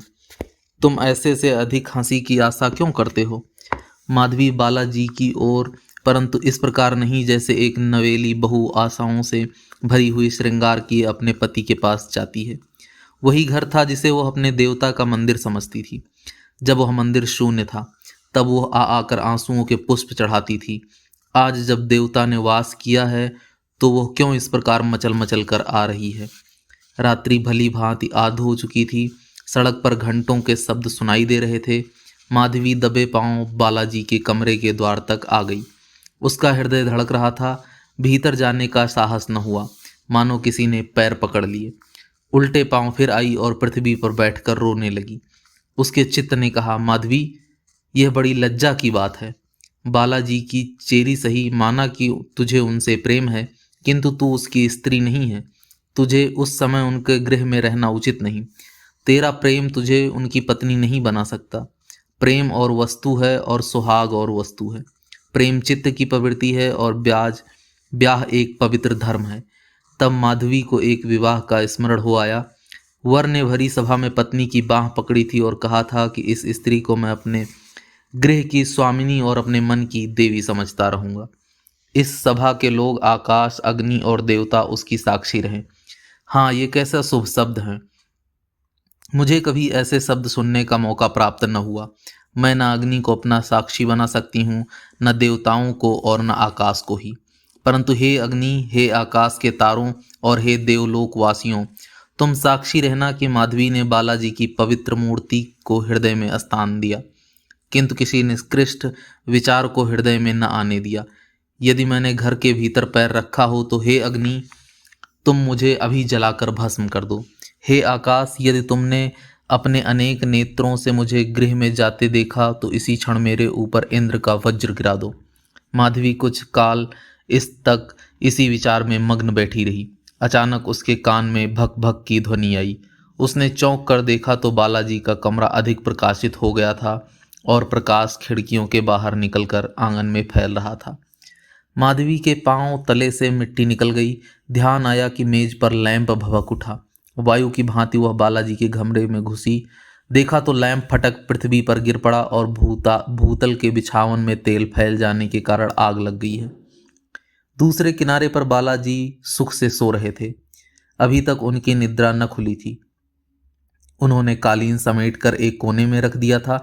विद्युत की भांति लपक कर माधवी ने वह कालीन उठा लिया और भभकती हुई ज्वाला के ऊपर गिरा दिया। धमाके का शब्द हुआ तो बालाजी ने चौंक कर आंखें खोली। घर में धुआं भरा था और चतुर्दिक तेल की दुर्गंध फैली हुई थी। इसका कारण वो समझ गए। बोले, कुशल हुआ, नहीं तो कमरे में आग लग गई थी। माधवी, जी हाँ, यह लैंप गिर पड़ा था। बालाजी, तुम बड़े अवसर से आ पहुंची। माधवी, मैं यहीं बाहर बैठी हुई थी। बालाजी, तुमको बड़ा कष्ट हुआ, अब जाकर शयन करो, रात बहुत हो गई है। माधवी, चली जाऊंगी, शयन तो नित्य ही करना है, यह अवसर न जाने फिर कब आए। माधवी की बातों से अपूर्व करुणा भरी थी। बालाजी ने उसकी ओर ध्यानपूर्वक देखा। जब उन्होंने पहले माधवी को देखा था, उस समय वह एक खिलती हुई कली थी, और आज वह एक मुरझाया हुआ पुष्प है। न मुख पर सौंदर्य था, न नेत्रों में आनंद की झलक, न मांग में सुहाग का संचार था, न माथे पर सिंदूर का टीका, शरीर में आभूषणों का चिन्ह भी न था। बालाजी ने अनुमान से जाना कि विधाता ने ठीक तरुणावस्था में इस दुखिया का सुहाग हरण किया है। परम उदास होकर बोले, क्यों माधवी, तुम्हारा तो विवाह हो गया है ना? माधवी के कलेज में कटारी चुभ गई। सजल नेत्र होकर बोली, हाँ, हो गया है। बालाजी, और तुम्हारा पति? माधवी, उन्हें मेरी कुछ सुध ही नहीं, उनका विवाह मुझसे नहीं हुआ। बालाजी विस्मित होकर बोले, तुम्हारा पति करता क्या है? माधवी, देश की सेवा। बालाजी के आंखों के सामने से एक पर्दा सा हट गया। वे माधवी का मनोरथ जान गए और बोले, माधवी, इस विवाह को कितने दिन हुए? बालाजी के नेत्र सजल हो गए और मुख पर जातीयता के मद का उन्माद सा छा गया। भारत माता, आज इस पतितावस्था में भी तुम्हारे अंक में ऐसी ऐसी देवियां खेल रही हैं जो एक भावना पर अपने यौवन और जीवन की आशाएं समर्पित कर सकती हैं। बोले, ऐसे पति को तुम त्याग क्यों नहीं देती? माधवी ने बालाजी की ओर अभिमान से देखा और कहा, स्वामी जी, आप अपने मुख से ऐसे कहें। मैं आर्य बाला हूँ, मैंने गांधारी और सावित्री के कुल में जन्म लिया है। जिसे एक बार मन में अपना पति मान चुकी हूँ, उसे नहीं त्याग सकती। यदि मेरी आयु इसी प्रकार रोते रोते कट जाए तो भी मैं अपने पति को ओर से कुछ भी खेद न होगा। जब तक मेरे शरीर में प्राण रहेगा, मैं ईश्वर से उनकी हित चाहती रहूंगी। मेरे लिए यही क्या कम है जो ऐसे महात्मा के प्रेम ने मेरे हृदय में निवास किया है। मैं इसी को अपना सौभाग्य समझती हूँ। मैंने एक बार अपने स्वामी को दूर से देखा था, वह चित्र एक क्षण के लिए भी आंखों से नहीं उतरा। जब कभी मैं बीमार हुई तो उसी चित्र ने मेरी शुश्रूषा की है।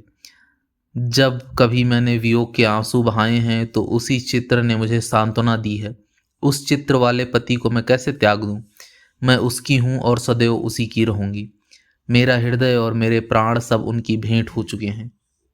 यदि वह कहें तो आज मैं अग्नि के अंक में ऐसे हर्षपूर्वक जा बैठूं जैसे फूलों की सैया पर। यदि मेरे प्राण उनके किसी काम आ जाएं तो मैं उसे ऐसी प्रसन्नता से दे दूं जैसे कोई उपासक अपने इष्ट देव को फूल चढ़ाता है। माधवी का मुखमंडल प्रेम ज्योति से अरुड़ा हो रहा था। बालाजी ने सब कुछ सुना और चुप हो गए। सोचने लगे, यह स्त्री है जिसने केवल मेरे ध्यान पर अपना जीवन पर समर्पण कर दिया है। इस विचार से बालाजी के नेत्र अश्रुपूर्ण हो गए।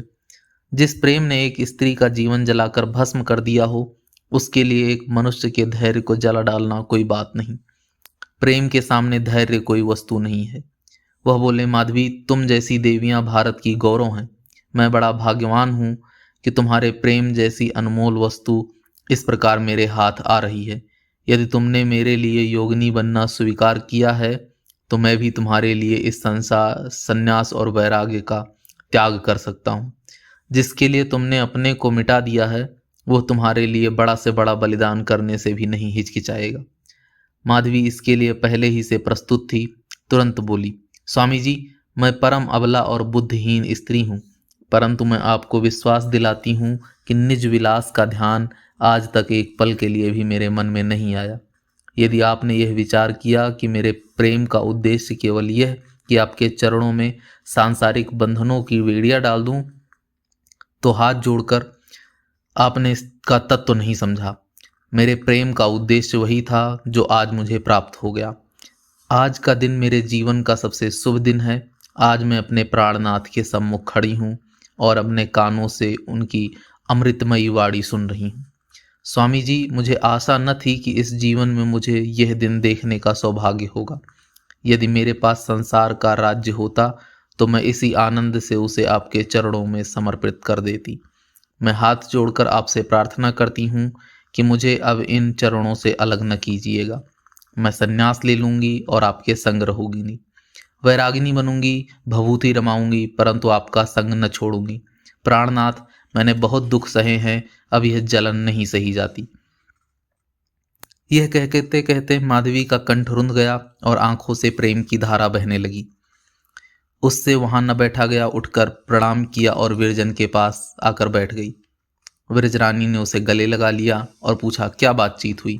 माधवी, जो तुम चाहती थी। व्रजरानी, सच क्या बोले? माधवी, यह न बताऊंगी।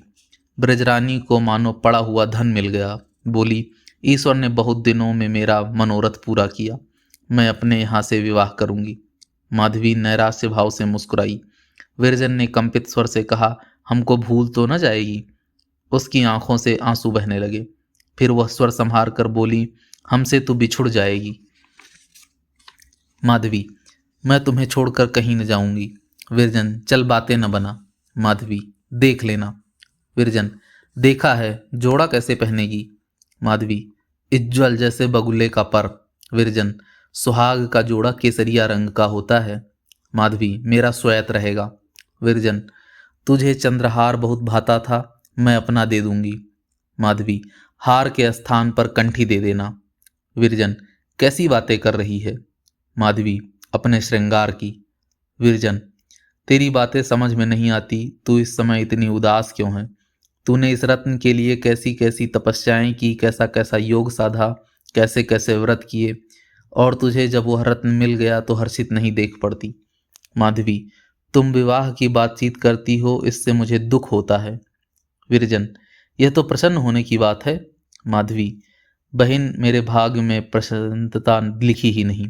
जो पक्षी बादलों में घोंसला बनाना चाहता है, वह सर्वदा डालियों पर रहता है। मैंने निर्णय कर लिया है कि जीवन की यह शेष समय इसी प्रकार प्रेम का सपना देखने में काट दूंगी। अध्याय 25। दूसरे दिन बालाजी स्नान ध्यान से निवृत्त होकर राजा धर्म सिंह की प्रतीक्षा करने लगे। आज राजघाट पर विशाल गौशाला का शिलारोपण होने वाला था। नगर की हाट बाट और वीथियां मुस्कुराती हुई जान पड़ती थी। सड़क के दोनों पार्श्व में झंडे और झंडियां लहरा रही थीं।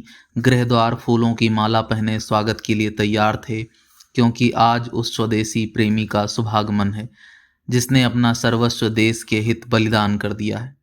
हर्ष की देवी अपनी सखी सहेलियों के संग टहल रही थी। वायु झूमती थी, दुख और विषाद का कहीं नाम न था। ठौर ठौर पर बधाइयां बज रही थी। पुरुष सुहावने वस्त्र पहने इठलाते थे। स्त्रियां 16 श्रृंगार किए मंगल गीत गाती थीं। बालक मंडली केसरिया साफा धारण किए किलोले करती थी। हर पुरुष स्त्री के मुख से प्रसन्नता झलक रही थी, क्योंकि आज एक सच्चे जाति हितैषी का शुभागमन है जिसने अपना सर्वस्व जाति के हित में भेंट कर दिया है। बालाजी अपने सुहृदयों के संग राजघाट की ओर चले तो सूर्य भगवान ने पूर्व दिशा से निकलकर उनका स्वागत किया। उनका तेजस्वी मुखमंडल ज्यों ही लोगों ने देखा, सहस्रों मुखों भारत माता की जय का शोर शब्द सुनाई दिया और वायुमंडल को चीरता हुआ आकाश शिखर तक जा पहुंचा। घंटों और शंखों की ध्वनि निनादित हुई और उत्सव का सरस राग वायु में गूंजने लगा। जिस प्रकार दीपक को देखते ही पतंगे उसे घेर लेते हैं, उसी प्रकार बालाजी को देखकर लोग बड़ी शीघ्रता से उनके चतुर्दिक एकत्र हो गए। भारत सभा के 125 सभ्यों ने अभिवादन किया। उनकी सुंदर वर्दियां और मनचले घोड़े नेत्रों में डूब जाते थे। इस सभा का एक एक सभ्य जाति का सच्चा हितैषी था और उसके उमंग भरे शब्द लोगों के चित्त को उत्साह से पूर्ण कर देते थे। सड़क के दोनों ओर दर्शकों की श्रेणी थी। बधाइयां बज रही थीं, पुष्प और मेघों की वृष्टि हो रही थी। ठौर ठौर नगर की ललनाएं श्रृंगार किए स्वर्ण थाल में कपूर, फूल और चंदन लिए आरती करती जाती थीं और दुकानें नवागता वधू की भांति सुसज्जित थीं। सारा नगर अपनी सजावट से वाटिका को लज्जित करता था और जिस प्रकार श्रावण मास में काली घटाएं उठती हैं और रह रहकर वन की गरज हृदय को कपा देती हैं, उसी प्रकार जनता की उमंगवर्धक ध्वनि भारत माता की जय हृदय में उत्साह और उत्तेजना उत्पन्न करती थी। जब बालाजी चौक में पहुंचे तो उन्होंने एक अद्भुत दृश्य देखा। बालक वृंद ऊदे रंग के लैसदार कोट पहने केसरिया पगड़ी बांधे, हाथों में सुंदर छड़ियाँ लिए मार्ग पर खड़े थे। बालाजी को देखते ही वह 10-10 की श्रेणियों में हो गए। अपने डंडे बजाकर एक ओजस्वी गीत गाने लगे। बालाजी तेरा आना मुबारक होवे, धनी धनी भाग्य हैं इस नगरी के, धनी धनी भाग्य हमारे। धनी धनी इस नगरी के वासी, जहाँ तव चरण पधारे, बालाजी तेरा आना मुबारक होवे। कैसा चित्ताकर्षक दृश्य था। गीत यद्यपि साधारण था, परंतु अनेक और सधे हुए स्वरों ने मिलाकर उसे ऐसा मनोहर और प्रभावशाली बना दिया कि लोगों के पांव रुक गए। चतुर्दिक सन्नाटा छा गया। सन्नाटे में यह राग ऐसा सुहावना प्रतीत होता था जैसे रात्रि के सन्नाटे में बुलबुल का चहकना। सारे दर्शक चित्र की भांति खड़े थे। दीन भारतवासियों, तुमने ऐसे दृश्य कहाँ देखे? इस समय जी भरकर देख लो। तुम वेश्याओं के नृत्यवाद से संतुष्ट हो गए, वीरांगनाओं की काम लीलाएं बहुत देख चुके, खूब सैर सपाटे किए, परंतु यह सच्चा आनंद, यह सुखद उत्साह जो इस समय तुम अनुभव कर रहे हो, तुम्हें कभी और भी प्राप्त हुआ था? मनमोहिनी वेश्याओं के संगीत और सुंदरियों का काम कौतुक तुम्हारी विषयिक इच्छाओं को उत्तेजित करते हैं, किंतु तुम्हारे उत्साहों को और निर्भर बना देते हैं, और ऐसे दृश्य तुम्हारे हृदयों में जातीयता और जाति अभिमान का संचार करते हैं। यदि तुमने अपने जीवन में एक बार भी यह दृश्य देखा है तो उसका पवित्र चिन्ह तुम्हारे हृदय में कभी नहीं मिटेगा। बालाजी का दिव्य मुखमंडल आत्मिक आनंद की ज्योति से प्रकाशित था और नेत्रों से जाति अभिमान की किरणें निकल रही थी। जिस प्रकार कृषक अपने लहलहाते हुए खेत को देखकर आनंदोन्मत्त हो जाता है, वही दशा इस समय बालाजी की थी। जब राग बंद हो गया तो उन्होंने कई डग आगे बढ़कर 2 छोटे छोटे बच्चों को उठाकर अपने कंधों पर बैठा लिया और बोले, भारत माता की जय। इस प्रकार लोग राजघाट पर एकत्र हुए। यहाँ गौशाला का एक गगन स्पर्शी विशाल भवन स्वागत के लिए खड़ा था। आंगन में मखमल का एक बिछावन बिछा हुआ था। गृहद्वार और स्तंभ फूल पत्तियों से सुसज्जित खड़े थे। आंगन के भीतर एक सहस्त्र गायें बंधी हुई थी। बालाजी ने अपने हाथों में उनकी नादों में खली भूसा डाला, उन्हें प्यार से थपकियां दी। यह विस्तृत गृह में संगमरमर का अष्टभुज कुंड बना हुआ था। वह दूध से परिपूर्ण था। बालाजी ने एक चुल्लू दूध लेकर नेत्रों से लगाया और पान किया। अभी आंगन में लोग शांति से बैठने भी न पाए थे कि कई मनुष्य दौड़े हुए और आए और बोले, पंडित बदलू शास्त्री, सेठ उत्तम चंद्र और लाला माखन लाल बाहर खड़े कोलाहल मचा रहे हैं और कहते हैं कि हमको बालाजी से 2-2 बातें कर लेने दो। बदलू शास्त्री काशी के विख्यात पंडित थे। उपाधि के लिए सहस्त्रों व्यय करते और मुख्य पदाधिकारियों का सम्मान और सत्कार करना उनका प्रधान कर्तव्य जानते थे। इन महापुरुषों का नगर के मनुष्यों पर बड़ा दबाव था। बदलू शास्त्री जब कभी शास्त्रार्थ करते तो निसंदेह प्रतिवादी की पराजय होती। विशेषकर काशी के पंडे और प्राग वाले तथा इसी पंथ के अन्य धार्मिक गण तो उनके पसीने की जगह रुधिर बहाने को उद्यत रहते थे। शास्त्री जी काशी में हिंदू धर्म के रक्षक और महान स्तंभ प्रसिद्ध थे। उत्तम चंद्र और माखनलाल भी धार्मिक उत्साह की मूर्ति थे। ये लोग बहुत दिनों से बालाजी से शास्त्रार्थ करने का अवसर ढूंढ रहे थे। आज उनका मनोरथ पूरा हुआ। पंडों और प्राग वालों का एक दल लिए आ पहुंचे। बालाजी ने इन महात्माओं को आने का समाचार सुना तो बाहर निकल आए, परंतु यहाँ की दशा विचित्र पाई। उभय पक्ष के लोग लाठियां संभाले और अंग्रेज की बाहें चढ़ाए गुथने को उद्यत थे। शास्त्री जी प्राग वालों को भिड़ने के लिए ललकार रहे थे और सेठ जी उच्च स्वर से कह रहे थे कि इन शूद्रों की धज्जियां उड़ा दो, अभियोग चलेगा तो देख लिया जाएगा, तुम्हारा बाल बांका न होने पाएगा। माखनलाल शाह गला फाड़ फाड़ कर चिल्लाते थे कि निकल आए जिसे कुछ अभिमान हो, प्रत्येक को सब्ज बाग दिखा दूंगा। बालाजी ने जब यह रंग देखा तो राजा धर्म सिंह से बोले, आप बदलू शास्त्री को जाकर समझा दीजिए कि वह इस दुष्टता को त्याग दे, अन्यथा दोनों पक्ष वालों की हानि होगी और जगत में उपहास होगा सो अलग। राजा साहब के नेत्रों से अग्नि बरस रही थी। बोले, इस पुरुष से बातें करने में मैं अपनी अप्रतिष्ठा समझता हूँ। मुझे प्रयाग वालों के समूहों का अभिमान है, परंतु मैं आज उसका सारा मद चूर्ण कर देता हूँ। उनका अभिप्राय इसके अतिरिक्त और कुछ नहीं था कि वह आपके ऊपर वार करें। पर जब तक मैं और मेरे 5 पुत्र जीवित हैं तब तक कोई भी आपको कुर्दृष्टि से नहीं देख सकता। आपके एक संकेत मात्र की देर है, मैं पलक मारते उन्हें इस दुष्टता का स्वाद चखा दूंगा। बालाजी जान गए कि यह वीर उमंग में आ गया है। राजपूत जब उमंग में आता है तो उसे मरने मारने के अतिरिक्त और कुछ नहीं सूझता। बोले, राजा साहब, आप दूरदर्शी होकर ऐसे वचन कहते हैं। यह अवसर ऐसे वचनों का नहीं है। आगे बढ़कर अपने आदमियों को रोकिए, नहीं तो परिणाम बुरा होगा। बालाजी यह कहते कहते अचानक रुक गए। समुद्र की तरंगों की भांति लोग इधर उधर से उमड़ते चले आते थे। हाथ में लाठियां थी और नेत्रों में रुधिर की लाली, मुखमंडल कुद्ध, भ्रिकटी, भुकिटिल, और देखते देखते यह जन समुदाय प्राग वालों के सिर पर पहुंच गया। समय सन्निकट था कि लाठियां सिर को चूमे कि बालाजी विद्युत की भांति लपक कर घोड़े पर सवार हो गए और अति उच्च स्वर में बोले, भाइयों, यह क्या अंधेर है? यदि मुझे अपना मित्र समझते हो तो झटपट हाथ नीचे कर लो और पैरों को 1 इंच भी आगे न बढ़ने दो। मुझे अभिमान है कि तुम्हारे हृदय में वीरोचित क्रोध और उमंग तरंगित हो रहे हैं। क्रोध एक पवित्र उद्वेग और पवित्र उत्साह है, परंतु आत्मसंवरण उससे भी अधिक पवित्र धर्म है। इस समय अपने क्रोध को दृढ़ता से रोको। क्या तुम अपनी जाति के साथ कुल का कर्तव्य पालन कर चुके कि इस प्रकार प्राण विसर्जन करने पर कटिबद्ध हो? क्या तुम दीपक लेकर भी कूप में गिरना चाहते हो? ये लोग तुम्हारा स्वदेश बांधव और तुम्हारे ही रुधिर हैं। उन्हें अपना शत्रु मत समझो। यदि वे लोग मूर्ख हैं तो उनकी मूर्खता का निवारण करना तुम्हारा कर्तव्य। यदि वह तुम्हें अपशब्द कहें तो तुम बुरा मत मानो। यदि वह तुमसे युद्ध करने की प्रस्तुत हों तो तुम नम्रता से स्वीकार कर लो और एक चतुर वैद्य की भांति अपने विचारहीन रोगियों की औषधि करने में तल्लीन हो जाओ। मेरी इस आशा के प्रतिकूल यदि तुम में से किसी ने हाथ उठाया तो वह जाति का शत्रु होगा। इन समुचित शब्दों में चतुर्दिक शांति छा गई। जो जहाँ था वो वहीं चित्रलिखित सा हो गया। इस मनुष्य के शब्दों में कहाँ का प्रभाव भरा था जिसने सहस्रों मनुष्यों के उमड़ते हुए उद्वेग को इस प्रकार शीतल कर दिया।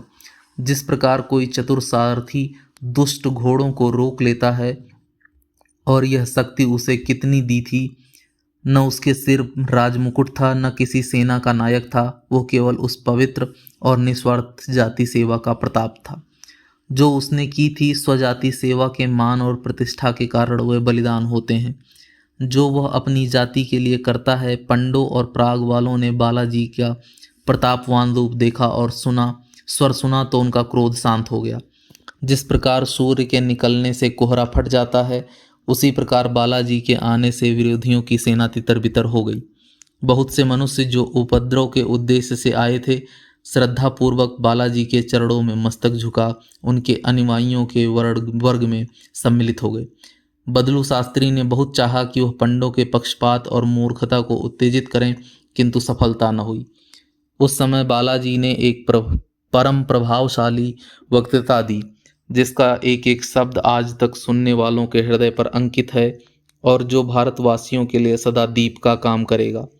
बालाजी की वक्तृताएं प्रायः सार गर्भित हैं, परंतु वह प्रतिभा, वह ओज जिससे वह वक्तृताएं अलंकृत हैं, उनके किसी व्याख्यान में दिख नहीं पड़ते। उन्होंने अपने वाक्यों के जादू से थोड़ी ही देर में पंडों को, अहिरों को और पासियों को गले मिला दिया। इस वक्तृता के अंतिम शब्द थे, यदि आप दृढ़ता से कार्य करते जाएंगे तो अवश्य एक दिन आपको अभीष्ट सिद्धि का स्वर्ण स्तंभ दिखाई देगा, परंतु धैर्य को कभी हाथ से न जाने देना। दृढ़ता बड़ी प्रबल शक्ति है। दृढ़ता पुरुष के सभी गुणों का राजा है। दृढ़ता वीरता का एक प्रधान अंग है। इसको कदापि हाथ से न जाने देना। तुम्हारी परीक्षाएं होंगी, ऐसी दशा में दृढ़ता के अतिरिक्त कोई विश्वास पत्र पथ प्रदर्शक नहीं मिलेगा। दृढ़ता यदि सफल नहीं भी हो सके तो भी संसार में अपना नाम छोड़ देती है। बालाजी ने घर पहुंचकर समाचार पत्र खोला। मुख पीला हो गया और करुण हृदय से एक ठंडी सांस निकल आई। धर्म सिंह ने घबरा कर पूछा, कुशल तो है? बालाजी, सदिया में नदी का बांध फट गया, 10 सहस्त्र मनुष्य गृहहीन हो गए। धर्म सिंह, ओहो। बालाजी, सहस्रों मनुष्य प्रवाह की भेंट हो गए, सारा नगर नष्ट हो गया, घरों की छतों पर नाएं चल रही हैं, भारत सभा के लोग पहुंच गए हैं और यथाशक्ति लोगों की रक्षा कर रहे हैं, किंतु उनकी संख्या बहुत कम है। धर्म सिंह सजल नयन होकर, हे ईश्वर, तू ही अनाथों का नाथ है। बालाजी, गोपाल गौशाला बह गई, एक सहस्त्र गाय जल प्रवाह की भेंट हो गई। 3 घंटे तक निरंतर मूसलाधार पानी बरसता रहा। 16 इंच पानी गिरा। नगर के उत्तरी विभाग में सारा नगर एकत्र है। न रहने को गृह है, न खाने को अन्न। शवों की राशियां लगी हुई हैं। बहुत से लोग भूखे मरे जाते हैं। लोगों के विलाप और कड़ू किंदन से कलेजा मुंह को आता है। सब उत्पात पीड़ित मनुष्य बालाजी को बुलाने की रट लगा रहे हैं। उनका विचार यह है कि मेरे पहुंचने से उनके दुख दूर हो जाएंगे। कुछ काल तक बालाजी ध्यान में मग्न रहे। तत्पश्चात बोले, मेरा जाना आवश्यक है, मैं तुरंत जाऊंगा। आप सदिया की भारत सभा को तार दे दीजिए कि वो इस कार्य में मेरी सहायता करने को उद्यत रहें। राजा साहब ने सविनय निवेदन किया, आज्ञा हो तो मैं भी चलूं। बालाजी, मैं पहुंचकर आपको सूचना दूंगा। मेरे विचार में आपके जाने की कोई आवश्यकता न होगी। धर्म सिंह, उत्तम होता कि आप प्रातः काल ही जाते। बालाजी, नहीं, मुझे यहाँ एक क्षण भी ठहरना उचित जान पड़ता है। अब मुझे वहाँ तक पहुँचने में कई दिन लगेंगे। पल भर में नगर में ये समाचार फैल गया कि सदिया में बाढ़ आ गई है और बालाजी इस समय वहाँ जा रहे हैं। यह सुनते ही सहस्त्रों मनुष्य बालाजी को पहुँचाने के लिए निकल पड़े। 9 बजते बजते द्वार पर 25,000 मनुष्यों का समुदाय एकत्र हो गया। सदिया की दुर्घटना प्रत्येक मनुष्य के मुख पर थी। लोग उन आपत्ति पीड़ित मनुष्यों की दशा पर सहानुभूति और चिंता प्रकाशित कर रहे थे। सैकड़ों मनुष्य बालाजी के संग जाने को कटिबद्ध हुए।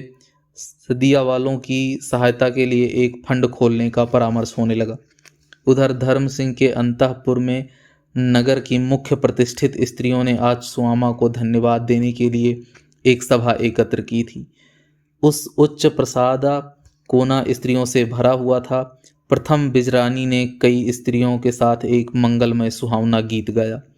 उसके बाद सब स्त्रियां मंडल बांधकर गाते बजाते आरती का थाल लिए सुआमा के गृह पर आईं। सेवती और चंद्रा अतिथि सत्कार करने के लिए पहले ही प्रस्तुत थी। सुआमा प्रत्येक महिला से गले मिली और उन्हें आशीर्वाद दिया कि तुम्हारे अंग में भी ऐसे ही सपूत बच्चे खेलें। फिर रानी जी ने उनकी आराधना की और गाना होने लगा। आज माधवी का मुखमंडल पुष्प की भांति खिला हुआ था। कल की भांति मात्र वो उदास और चिंतित न थी। आशाएं विष की गांठ हैं। उन्हीं आशाओं ने उसे कल रुलाया था, किंतु आज उसका चित्त उन आशाओं से रिक्त हो गया है। इसीलिए मुखमंडल दिव्य और नेत्र विकसित हैं। निराश रहकर उस देवी ने सारी आयु काट दी, परंतु आशापूर्ण रहकर उससे एक दिन का दुख भी न सहा गया। सुहावने रागों के आलाप से भवन गूंज रहा था कि अचानक सदिया का समाचार यहाँ भी पहुंचा और राजा धर्म सिंह यह कहते हुए सुनाई दिए, आप लोग बालाजी को विदा करने के लिए तैयार हो जाएं, वह अभी सदिया जाते हैं। यह सुनते ही अर्धरात्रि का सन्नाटा छा गया। सुआमा घबराकर उठी और द्वार की ओर लपकी, मानो वह बालाजी को रोक लेगी। उसके संग उस सब की सब स्त्रियां उठ खड़ी हुईं और उसके पीछे पीछे चली। व्रजरानी ने कहा, चाची, क्या उन्हें बरबस विदा करोगी? अभी तो वह अपने कमरे में है। मैं उन्हें न जाने दूंगी। विदा कौन करना कैसा? व्रजरानी, उनका सदिया जाना आवश्यक है। सुआमा, मैं क्या सदिया को लेकर चाटूंगी? भाड़ में जाए, मैं भी तो कोई हूँ, मेरा भी तो उन पर कोई अधिकार है। व्रजरानी, तुम्हें मेरी शपथ, इस समय ऐसी बातें न करना। सहस्रों मनुष्य केवल उनके भरोसे पर जी रहे हैं। यह जाएंगे तो प्रलय हो जाएगा। माता की ममता ने मनुष्यत्व और जातित्व को दबा दिया था, परंतु व्रजरानी ने समझा बुझाकर उसे रोक लिया। सुआमा इस घटना को स्मरण करके सर्वदा पछताया करती थी। उसे आश्चर्य होता था कि मैं आपे से बाहर क्यों न हो गई। रानी जी ने पूछा, विरजन, बालाजी को जयमाल कौन पहनाएगा? विरजन, आप। रानी जी, और तुम क्या करोगी? विरजन, मैं उनके माथे पर तिलक लगाऊंगी। रानी जी, माधवी कहाँ है? विरजन धीरे से, उसे न छेड़ो, बेचारे अपने ध्यान में मग्न है। इसी बीच बालाजी बाहर निकले। स्त्रियां भी उनकी ओर बढ़ीं। बालाजी ने सुआमा को देखा तो निकट आकर उसके चरण स्पर्श किए। सुआमा ने उन्हें उठाकर हृदय से लगाया। कुछ कहना चाहती थी परंतु ममता ने मुख न खोल सकी। रानी जी फूलों की जयमाला लेकर चली कि उनके कंठ में डाल दूं, किंतु चरण थर्राए और आगे न बढ़ सकी। ब्रजरानी चंदन का थाल लेकर चली परंतु नेत्र श्रावण घन की भांति बरसने लगे। तब माधवी चली, उसके नेत्रों में प्रेम की झलक थी और मुंह पर प्रेम की लाली, अधरों पर मोहनी मुस्कान झलक रही थी और मन प्रेमानंद में मग्न था। उसने बालाजी की ओर ऐसे चितवन से देखा जो अपार प्रेम से भरी हुई थी। तब सर नीचा करके फूलों की जयमाल उनके गले में डाल दी, ललाट पर चंदन का तिलक लगाया। लोक संसार की न्यूनता थी, वो अभी पूरी हो गई। उस समय बालाजी ने गंभीर सांस ली। उन्हें प्रतीत हुआ कि मैं अपार प्रेम के समुद्र में बहा जा रहा हूँ। धैर्य का लंगर उठ गया और उस मनुष्य की भांति जो अकस्मात जल में फिसल पड़ा हो, उसने माधवी की बाँह पकड़ ली। परंतु हाँ, जिस तिनके का उन्होंने सहारा लिया वह स्वयं प्रेम की धार में तीव्र गति से बहा जा रहा था। उनका हाथ पड़ते ही माधवी के रोम रोम में बिजली दौड़ गई, शरीर में स्वेद बिंदु झलकने लगे और जिस प्रकार वायु के झोंके से पुष्प दल पर पड़े हुए ओस के जलकण पृथ्वी पर गिर पड़ते हैं, उसी प्रकार माधवी के नेत्रों से अश्रु के बिंदु बालाजी के हाथ पर टपक पड़े। ये प्रेम के मोती थे जो उस मतवाली आंखों ने बालाजी को भेंट किए। आज से ये फिर न रोएगी। आकाश पर तारे छिटके हुए थे और उसकी आड़ में बैठी हुई स्त्रियां यह दृश्य देख रही थीं। आज प्रातःकाल बालाजी के स्वागत में यह गीत गाया गया था, बालाजी तेरा आना मुबारक होवे। और इस समय स्त्रियां अपने मन भावन स्वरों से गा रही थी, बालाजी तेरा आ जाना मुबारक होवे। आना भी मुबारक था और जाना भी मुबारक है। आने के समय भी लोगों की आंखों से आंसू निकले थे और जाने के समय भी निकल रहे हैं। कल वे नवागत के अतिथि स्वागत के लिए आए थे, आज उसकी विदाई कर रहे हैं। उनके रंग रूप पूर्ववत हैं परंतु उनमें कितना अंतर है। अध्याय 26। माधवी प्रथम ही से मुरझाई हुई कली थी। निराशा ने उसे खाक में मिला दिया था। 20 वर्ष की तपस्विनी योगिनी हो गई। उस बेचारी का भी कैसा जीवन था कि या तो मन में कोई अभिलाषा ही उत्पन्न न हुई दुर्देव ने उसे कुसुमित न होने दिया। उसका प्रेम एक अपार समुद्र था जिसमें ऐसी बाढ़ आई कि जीवन की आशाएं और अभिलाषाएं सब नष्ट हो गई। उसने योगिनी के से वस्त्र पहन लिए, वह सांसारिक बंधनों से मुक्त हो गई। संसार इन्हीं इच्छाओं और आशाओं का दूसरा नाम है। जिसने उन्हें नैराश्य पद में प्रवाहित कर दिया उसे संसार में समझना भ्रम है। इस प्रकार के मद से मतवाली योगिनी को एक स्थान पर शांति न मिलती थी। पुष्प की सुगंधी की भांति देश देश में भ्रमण करती और प्रेम के शब्द सुनाती फिरती थी। उसके प्रीत वर्ण पर गेरुए रंग का वस्त्र परम शोभा देता था। इस प्रेम की मूर्ति को देखकर लोगों के नेत्रों से अश्रु टपक पड़ते थे। जब अपनी बीड़ा बजाकर कोई गीत गाने लगती तो सुनने वालों के चित्त अनुराग पक जाते थे।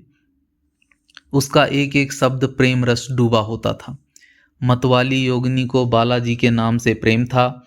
वह अपने पद में प्रायः उन्हीं की कीर्ति सुनाती थी। जिस दिन से उसने योगिनी का वेश धारण किया और लोक लाज को प्रेम के लिए परित्याग कर दिया, उसी दिन से उसकी जिह्वा पर माता सरस्वती बैठ गई। उसके सरस पदों को सुनने के लिए लोग सैकड़ों कोस चले जाते थे।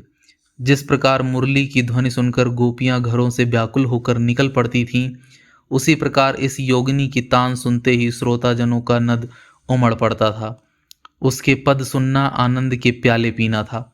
इस योगिनी को किसी ने हंसते या रोते नहीं देखा। उसे न किसी बात पर हर्ष था न किसी बात का विषाद। जिस मन में कामनाएं न हो वह क्यों हंसे और क्यों रोए। उसका मुखमंडल आनंद की मूर्ति था। उस पर दृष्टि पड़ते ही दर्शक के नेत्र पवित्र आनंद से परिपूर्ण हो जाते थे। धन्यवाद दोस्तों यहाँ तक सुनने के लिए। और यह उपन्यास पूरा समाप्त हो गया है। तो जिसको जिसको अच्छा लगे यह उपन्यास तो प्लीज़ चैनल को लाइक करें।